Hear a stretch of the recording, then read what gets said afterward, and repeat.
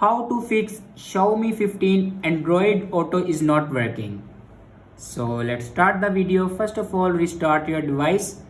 For restart your device, press and hold volume up button and power button at the same time like that. And then swipe up to restart your device and then turn on your device again. After that, check your charger will works properly or not. If it doesn't work, then update a new one charger and then open settings. In settings, you can see the option about phone. Now click on it and then click on Xiaomi Hyper OS. And here you can check your updates. If it doesn't update to latest version, then update it to latest version.